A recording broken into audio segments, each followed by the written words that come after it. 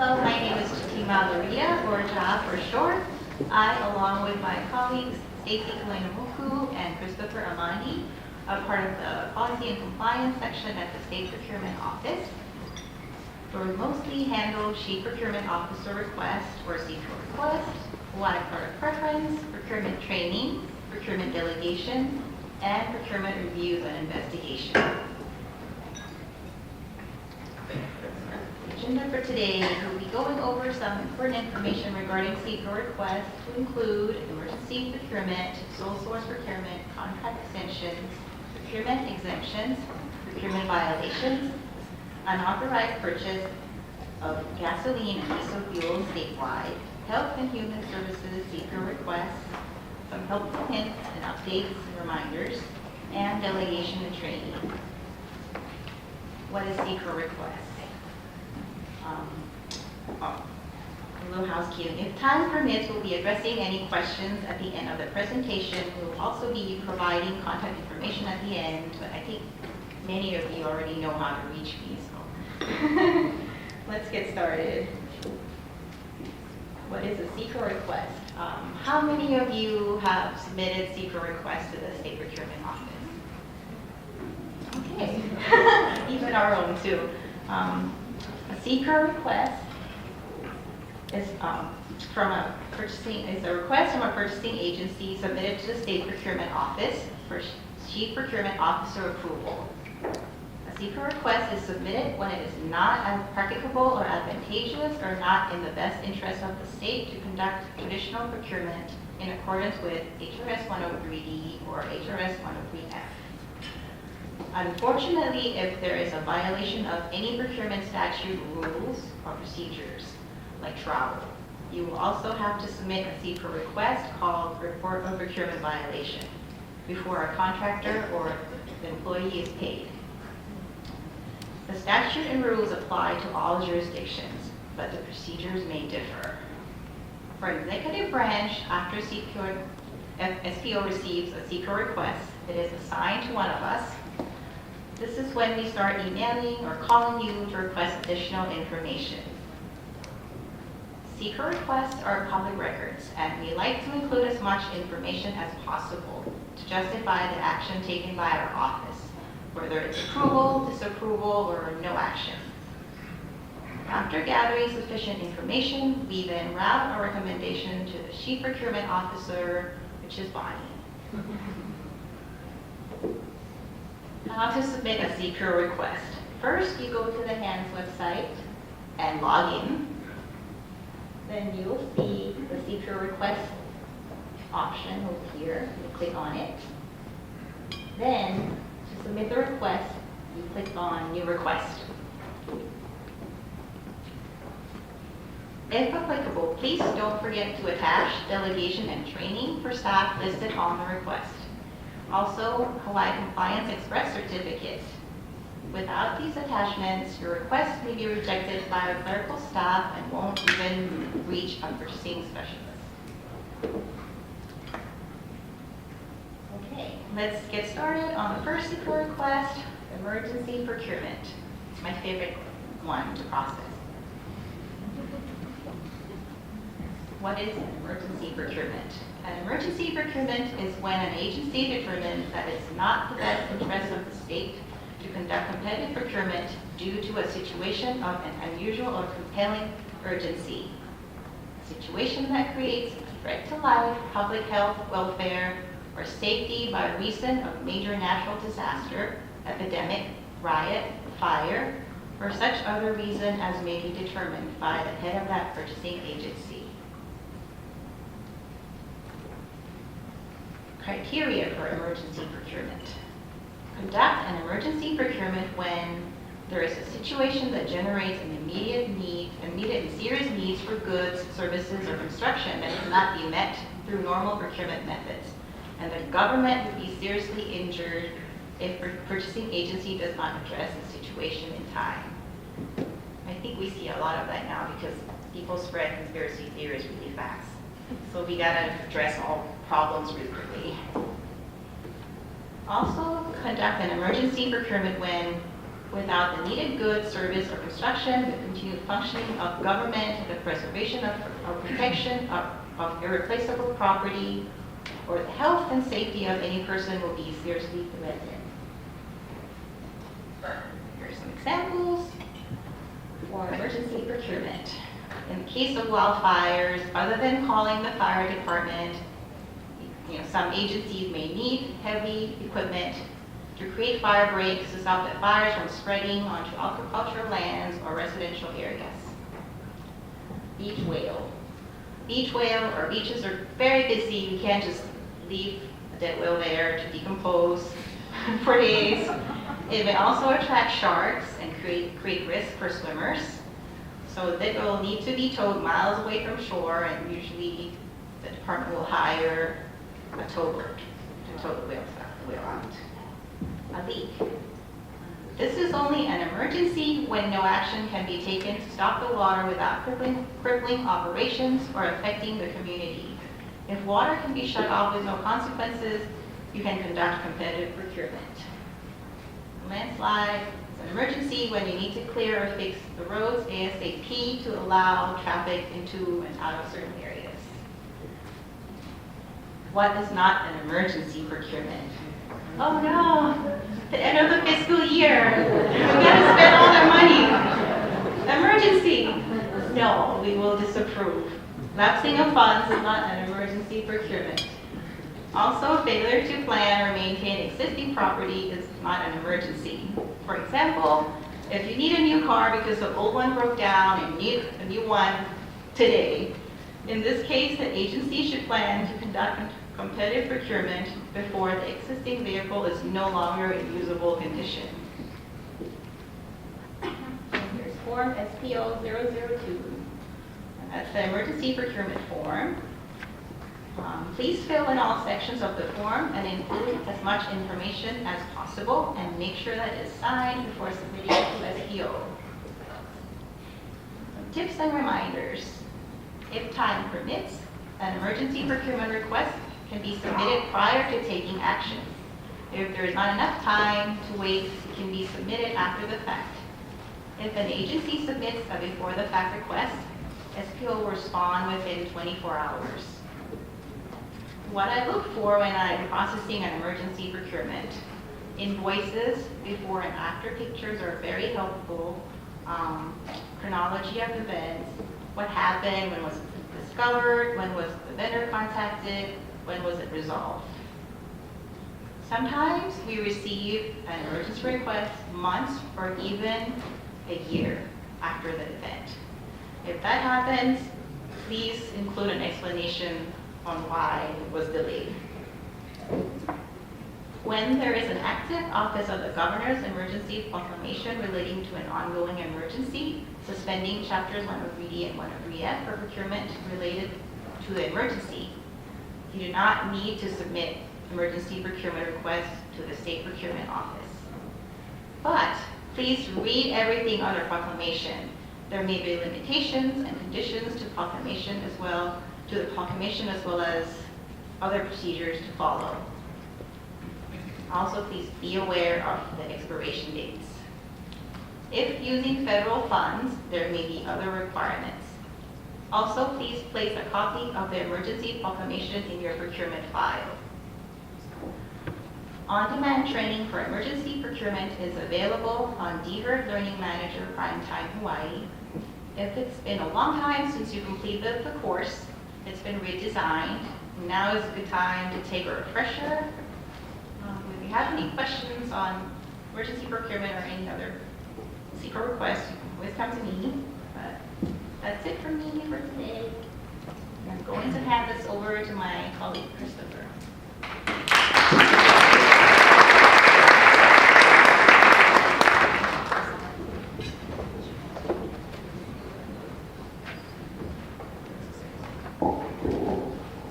Aloha again.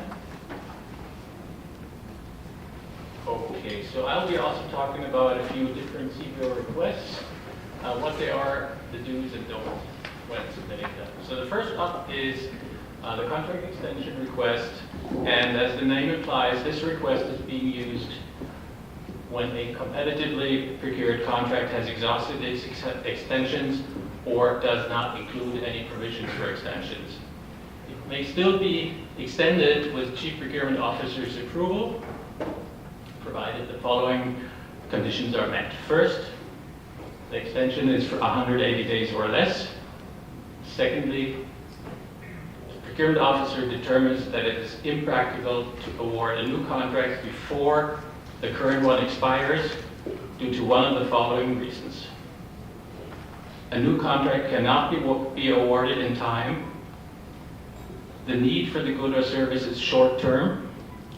This is, for example, if a new solicitation would take longer than the new contract or the extension of the contract would last, then it doesn't make any sense to re-procure the services but come in for an extension request.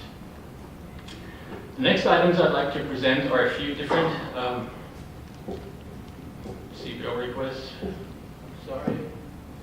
So that the whole thing is being submitted with forms SPO 003, and please submit that only through hands. So we have experienced that agencies try to submit that through email, e-sign, postal service, hand delivery. Please don't do that. We accept only submittal through hand. This is what the request looks like. And when submitting that request, please make sure to fill out all the items and that it's being submitted ahead of time.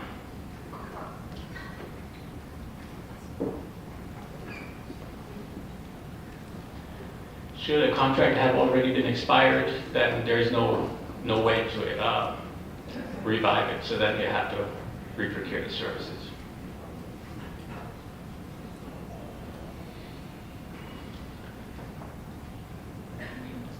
Okay, just got paused here.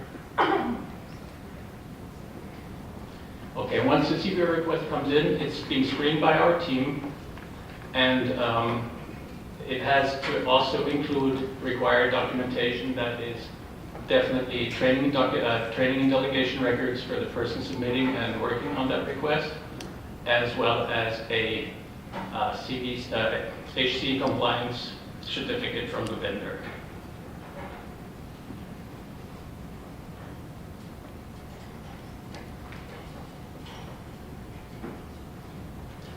Okay, once we receive the request, we try to aim to process it within a week or so. So next request that I'm covering is the sole source request. Sole source request is a request, I'm sorry.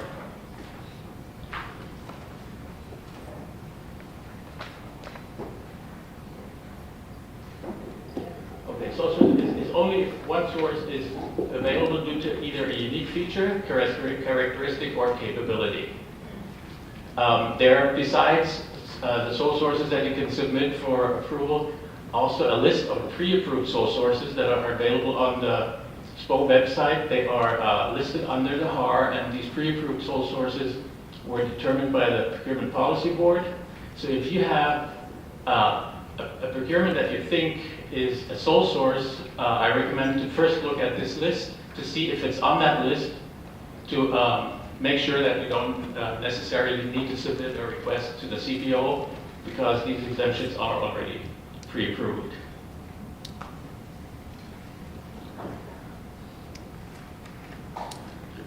Okay, so it's necessary that the department head makes a written determination, and this is actually the form SPO 001. So when submitting the form, this is interpreted as the determination by the department head, who also signs and dates the form. Sole source request is usually limited to 12 months. So if you require that good or service after that period, you need to come back and resubmit that request. And again, please submit that request only through hands. And the request is then posted for a 7-day period once we receive it, so that the public can express any potential opposition if they think, or someone finds out and thinks that there is another source available than the one mentioned in that request. Again, this is what this form looks like. Please fill out everything and make sure that the question is answered precisely and not put in any vague statements for the justification, such as we always use this vendor, or this vendor is uniquely qualified. We really need a determination that this is the only source. What is also very helpful is after submitting the form that you have a sole source letter from the vendor included. That's mostly due to proprietary reasons that they submit that letter and make the determination that they're the only ones being able to provide the good or service. Oh, sorry, that was the wrong one. Okay, then there is a few other CPO requests for Health and Human Services. I'm going to briefly mention the restrictive purchase of service, the crisis purchase of service, and then the request for exemption from Chapter 103F. So the restrictive purchase of service is somewhat similar to the sole source request that I just mentioned. This is also if only one provider is capable of delivering the services to the target community. There is no list with pre-approved sole source or restrictive purchase exemptions available, so a restricted purchase of service has to be submitted in any case. The form is SPOH 500, as all other forms also available on the SPO website. Again, please submit it through hands and attach the required documentation. Again, that's the HC compliance certificate, training and delegation.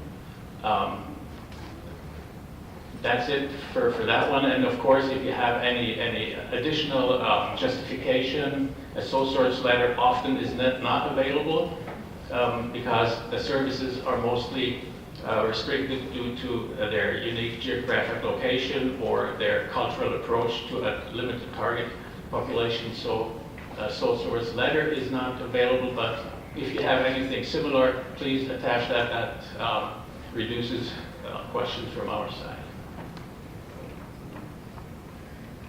Again, this is posted for 7 days so that any opposition can be mentioned by the public if they think that the service can also be delivered by someone else. This is what the form looks like. Again, please fill everything out and don't forget to sign the form. We sometimes receive forms either not signed or not signed by the department head. So the next request up that I'm mentioning is the crisis purchase of service. That's similar to the 103D emergency procurement request, but for Health and Human Services. And the two conditions that must be met for a crisis purchase are that the life, health, and safety of any person is seriously threatened, and that the circumstance or situation generates an immediate and serious need that cannot be met by any other purchasing agency that provides Health and Human Services. So these two conditions must be met, and the requirements are additionally that the department has determined in writing that a crisis condition exists. Again, this is the submittal of the form, and no other procurement method can address the needs created by that crisis. That's the form. Again, fill out all the fields and submit it signed with all required documentation through hands. Then we have the request for exemption from 103F. That's similar to the 103D exemption request. Form is SPOH 150, and competitive procurement is either not advantageous or not practicable for the state. So this is the justification that is needed in order for the request to be approved. Please make sure that this justification and this explanation is filled out properly so that we can, more or less accept what you write there, and not that you ask for an exemption because you've previously worked with a vendor, for example. Again, submittal only through hands. 7-day posting period also for this request, so after 7 days, only after 7 days can the determination be made whether the request is being approved or denied. And that's the form, as I said. Item number 6, the justification why competitive procurement is not practicable or not advantageous to the state is the most important part of that form. So, summarizing, form is SPOH 150. Competitive procurement is not advantageous or not practical for the state. Only submit that form through hands. The 7-day posting period is being initiated upon receipt, and please include the additional required documentation. I mentioned down here also the form SPO 055. So that's a form that's required for any purchases of $100,000 or more. Stacy will talk about that a little later. That's required per procurement circular. And I guess this is already from Stacy's script. Hello. And I hereby hand over to you. Thanks.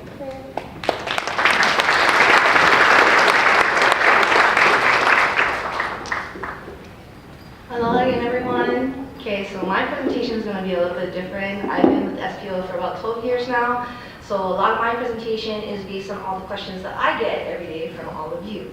Starting off with things to know about procurement exemptions. The main thing I want you guys to take away from here are the keywords not practical and not advantageous, and that the goods and services are available from multiple sources. Obviously, we know that it's the agency's preference to go and contract with their preferred vendor, but pursuant to HRS 103D 101, competition is of the utmost importance, so you can give your preferred vendor the opportunity to compete, and if they choose not to, then that is their choice. Therefore, for our executive branch agencies here today, we definitely encourage all of you guys to go and implement processes and rules so that your procurement exemption contracts are time-tested, reliable for awarding procurement exemption contracts. Okay, so there are 3 ways in a procurement exemption that you can get it. It's either by statute, by rule, or by CPO approval pursuant to HRS 103D 102B4L. Okay, so right now here is a list of the procurements exempt by statute, and it can be broken down to about 26 exemptions and 3 main categories, which are government disbursement of government funds, procurements from a government body, and the last would be exemption by law. And the 2 most common exemptions that we always get asked about is government-to-government contracts, and also contracts with federal governments and other states. And I've also included a link to the statute at the bottom. Okay, for a list of the procurements exempt by rules, please go to SPO's references site. You're going to want to click on Hawai'i Administrative Rules again, Goods, Services, and Construction, and eventually you'll end up on this page where under, we're under updated subchapter section attachment or exhibit column. You'll find the hyperlink to 3-120-4 and the updated exhibit A with the pre-approved exemption from the Procurement Policy Board starting on page 5 of 6. Okay, if you've ever wondered about the justifications for all of these pre-approved rules, then please go to our Procurement Policy Board site from our homepage. You're going to want to click on meeting agenda and minutes. You're going to scroll all the way down until you find the meeting minutes for July 17, 2008. And when you click on it, it will show you SPO's recommendations, the justifications, and comments received for each one. And each one of these is starting on page 18 of 35. And this PDF took me a long time to find. So to help all of you guys out, I've also included a direct link to this PDF at the bottom. Okay, for exemptions approved by CPO, the statute listed here gives the CPO authority to approve exemptions through the SPO Senate form for the executive branch agencies. Meaning if the good or service that you're trying to buy, you can't find it in the rules, you can't find it in statute, then you must submit a PE request to the CPO, and the CPO will determine if the request is justified. Okay, from time to time, we do get exemption requests that are already either pre-approved or they're exempt by statute, in which case the exemption request will be processed as no action required. Okay, if you take a look back at the statute for a CPO to approve exemptions, you'll notice that it only states any other goods or services.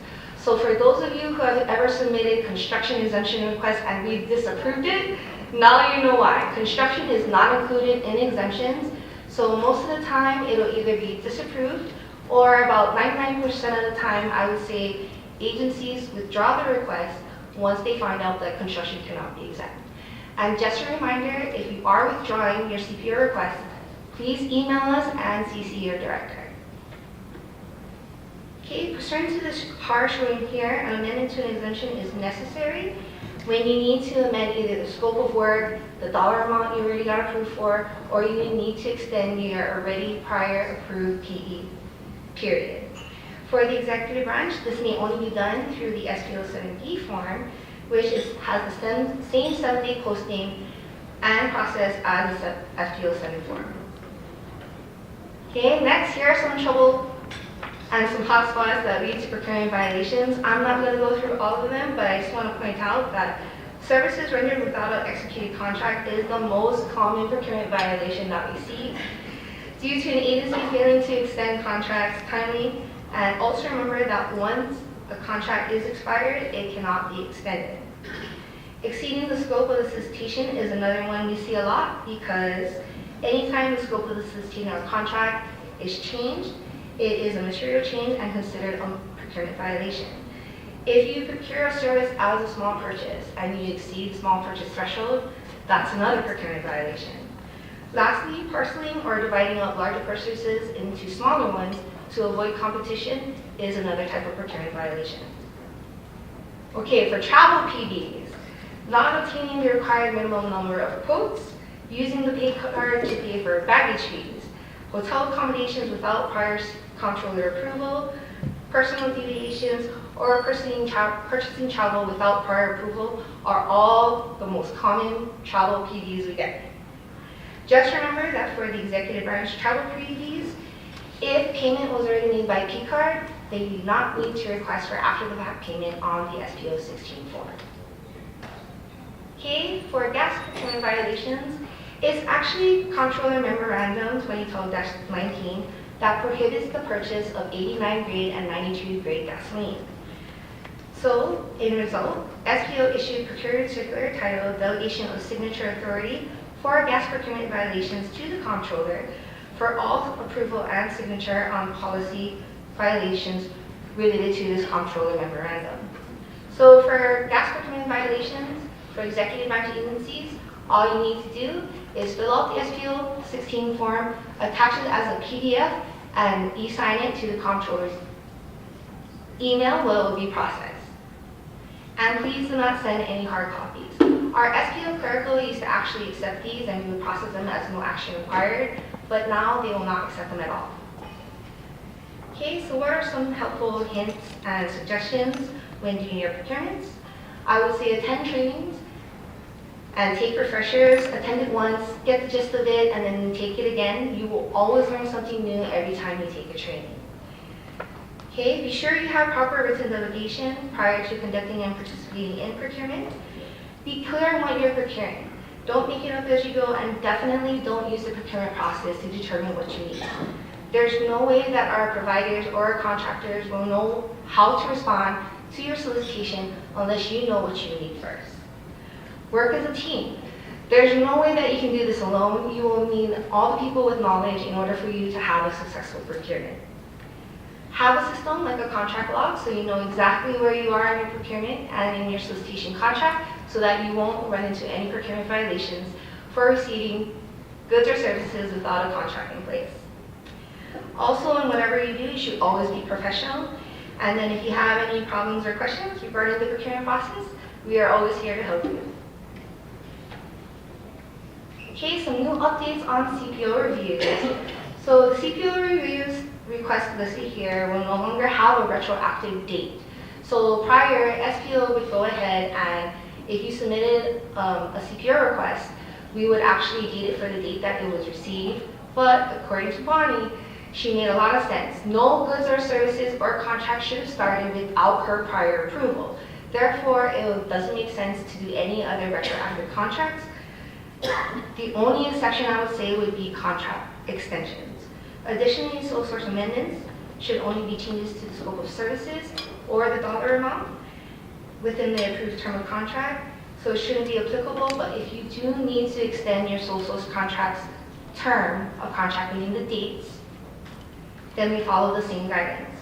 Amendments to PEs are a little more tricky as they could involve different things. So if there is a date change, then our CPO will go ahead and consider approving. Okay, again, pursuant to Act 188, competitive seal bidding, competitive seal proposals, and sole source contracts are all required to be submitted on the contractor performance database.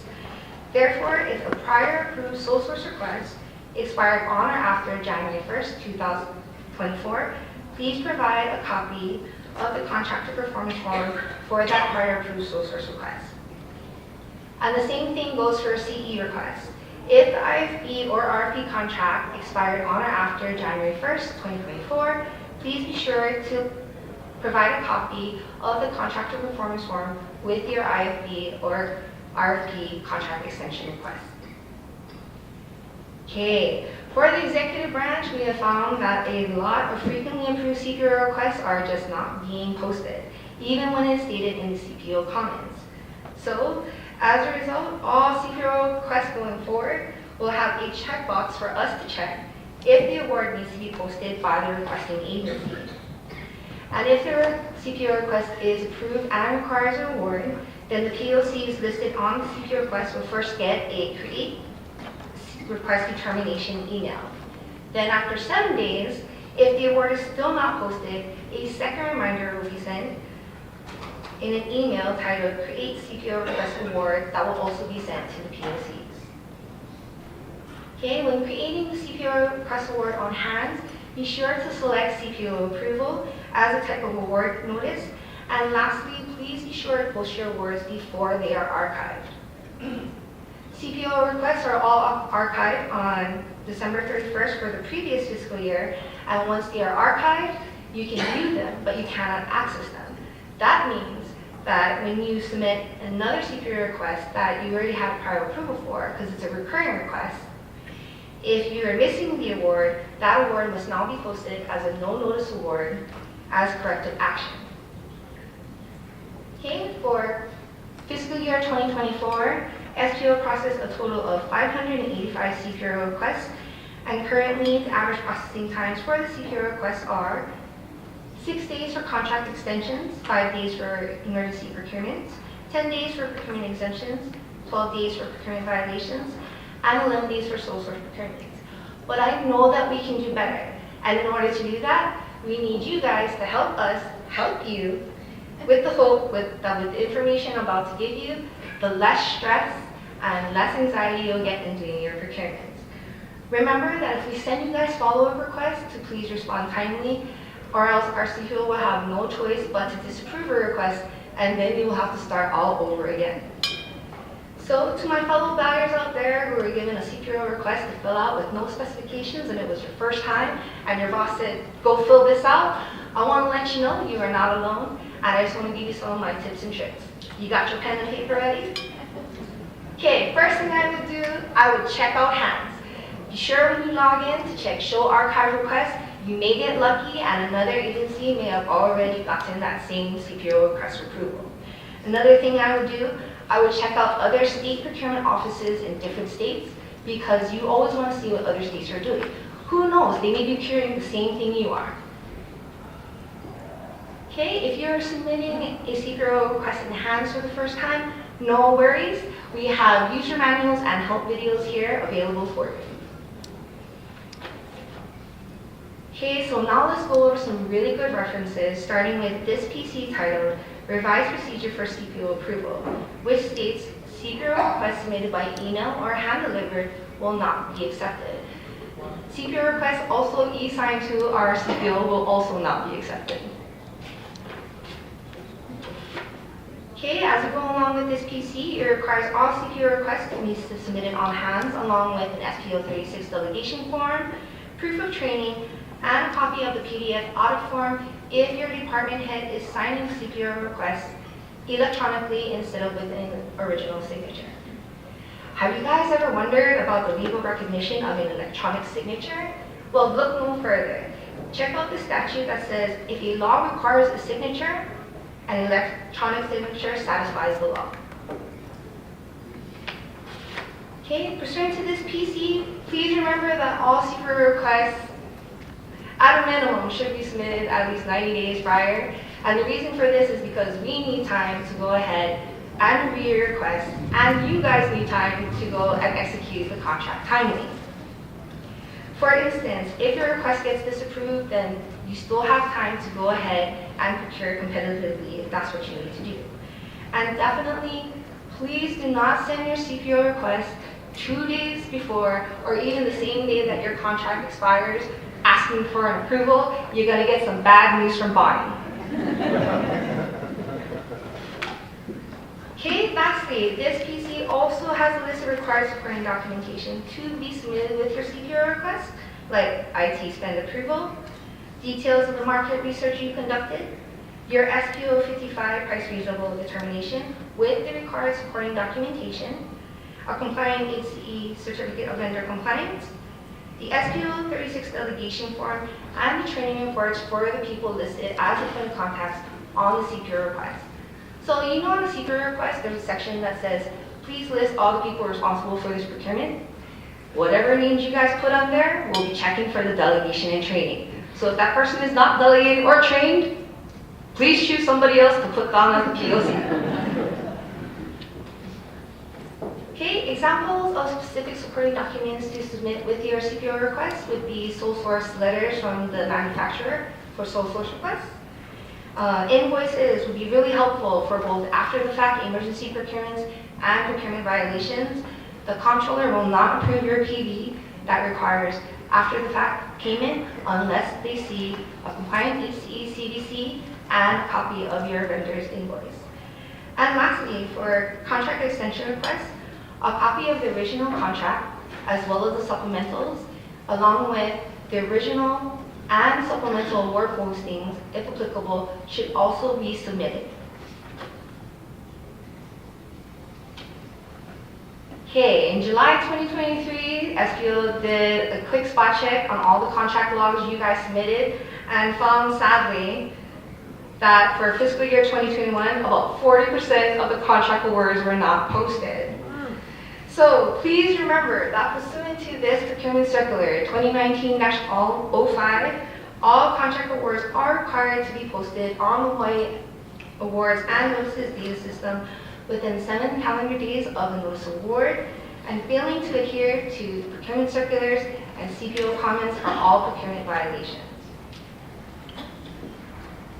Okay, if you're ever wondering about what types of training that you need to go and take, please reference this procurement circular here.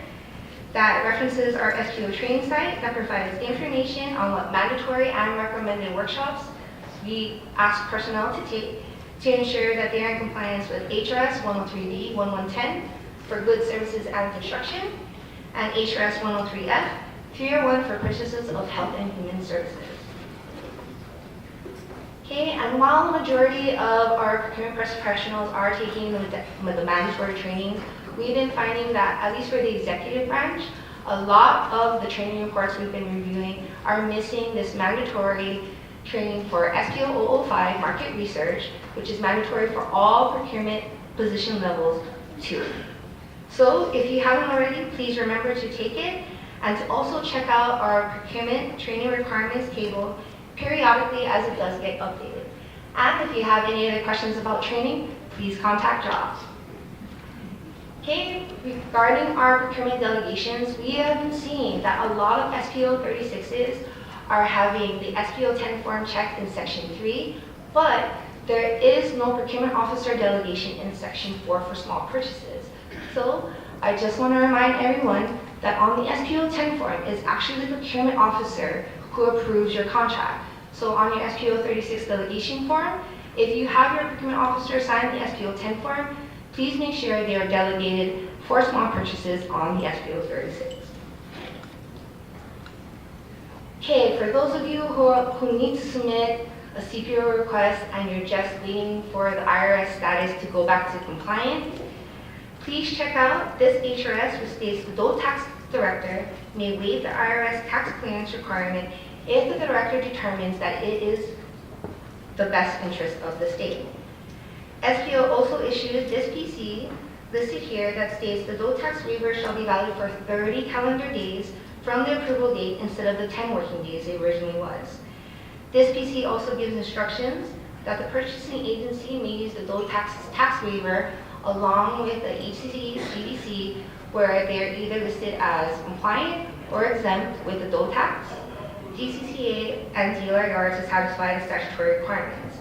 And as of September 25th, 2024, we were notified that there were 23 applicants in the IRS's pending queue, which is not bad at all. Okay, for contract extension requests, this comptroller memorandum is a really good reference and reminder that the state's Deputy Attorney General is the only one who can go and determine whether an agreement is valid, so agencies must obtain their retroactive contract approval from their applicable Deputy Attorney General. And then on page 2, there's a sample of the retroactive contract memo that you may use when requesting retroactive contract approval from your applicable Attorney General. Okay? CE requests where the current contract's time of performance still has provisions to extend will always be processed as no action required, as they do not meet the provisions of the extension of time on contracts HAR referenced here. Okay, for IT spend approval since 2018, our SPO CPO has required CPO requests with IT spend approval to have a signed IT approval before SPO will even work on the CPO request. Some of you may be familiar with the ATS T205 form that was replaced by VIX, but it is actually the Governor's Budget and Execution Policies, Section 21D, where you'll find the approval requirements for IT acquisition requests. For example, if your IT acquisition is $100,000 or more, then you will need CIO or designee approval. All IT projects estimated at $1 million or greater require additional review and approval by the Project Advisory Council, also known as PAC, which only meets once a month, so please plan accordingly. Lastly, all IT acquisitions with an estimated cost of less than $100,000 are delegated to your department heads.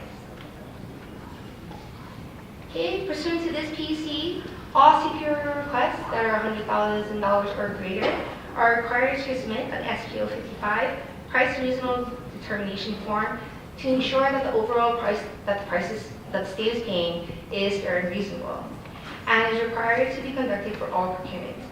In addition, agencies are also required to submit supporting documentation depending on the type of analysis that they selected. Okay, for those of you who don't have an accounting background and have no idea where to begin, please go to our FEMA reimbursement page. You're going to look for our MFR price spreadsheet, where you will find on the instructions tab, when you click it, sample PDFs of all the different types of price analysis. Keeping in mind that price analysis is the most common, followed by cost analysis being a little bit more complex, but cost realism, the one at the bottom, is the most complex type of analysis that you can do. Okay, if your department applies for federal funding, please remember to follow the source selection for federal grants HAR. In the past, SPO has received quite a lot of sole source and procurement exemption requests where this was not followed, where the vendor was already named in the grant and they did not get prior CPO approval, which resulted in a procurement violation and the agency having to return the federal grant money. In one case, I found a CPO request that it was an extenuating circumstance, and that is the only reason why it was approved. Okay, read the CPO comments. I cannot reiterate enough how important reading the CPO comments are. For example, if the CPO comment says to procure the needed goods or services, please don't wait a month and then resubmit the same CPO request. It will be disapproved. Okay, most of the time though, CPO requests are disapproved because they lack justification. From time to time, SPO receives sole source requests, which are really exemption requests, and vice versa. We'll also receive crisis of purchase requests, which are really emergency requests. And the way that this will work is, if you have less than 6 months until the start date, our CPO will more than likely grant you a one-time approval. If there's more than 6 months, then more than likely your CPO request will be disapproved, and you'll have to resubmit the correct type of CPO request. Okay, another type of example to pay attention to is if the CPO comment states that this will be the last approval, then please make sure to proceed with the applicable method of procurement for next year. Sometimes there may be complex CPO requests with a conditional approval that states specific instructions for the agency to adhere to, and failure to follow them may result in your CPO approval being revoked. Okay, most importantly for approved CPO requests, please remember to post the awards and verify your vendor's compliance, as copies of the compliance and award postings are required to be kept in your procurement and contract files. Lastly, if in doubt, Google it. You'd be amazed how much information is on the internet by just stating a few keywords on Google. Worst comes to worst, ask around, make friends. Somebody out there has the answers that you need. Remember, we are the buyers, we are the ones with the boots on the ground sourcing, so the only way that we can get through procurement is to co-create each other. And that's all, folks. Thank you for hanging in there. I hope this information helps. If you have any questions, feel free to contact us. Our contact information is here. Aloha, mahalo for your time, and have a great day.